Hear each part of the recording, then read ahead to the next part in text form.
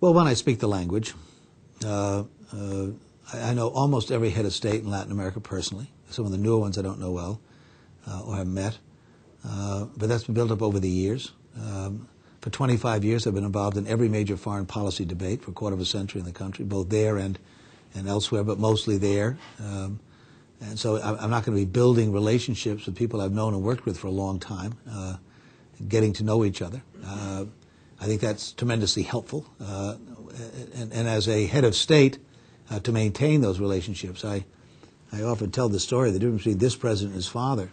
His father, at one point when he was president, asked me if he could make one phone call to Latin America, who would he call? And I thought it was a pretty good question. I said, I can't answer it immediately for you, but let me think about it.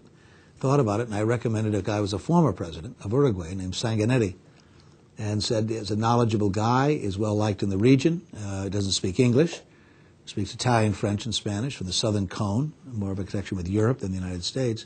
But I found him interesting. I said, he'll disagree with you on a lot of subject matter, but he's a knowledgeable guy.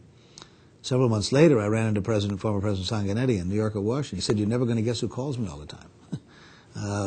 On my birthday, and calls us how the family is, and it's just basic politics of reaching out. And George Bush 41 did that. I can't tell you the number of people I met he would just call up out of the blue, not when a vote was up the next day at the OAS or at the United Nations begging for some support on some issue, but establishing those just normal personal relationships where you're listening to people. And then when things do get difficult and you do need help, those relationships have been built. And we're not doing that. In fact, quite the opposite seems to be occurring. During the Hezbollah-Israeli conflict in August last year, the American president did not speak once to the Prime Minister of Lebanon, who had received a state visit in April, or the Prime Minister of Israel for 30 days in the middle of the conflict. Two friends.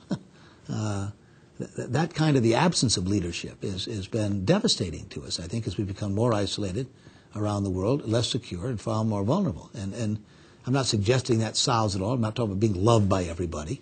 But it's the basic thing you do as a world leader to establish those relationships, develop those relationships, so they allow you to weather or get through difficult periods of time rather than just being confrontational is the only time you have the contacts. And what would be your approach with countries who are not our friends? You deal with them. At least you try to. I mean, I had a huge battle with the administration over the last year on Syria and Assad, and I've met with Assad.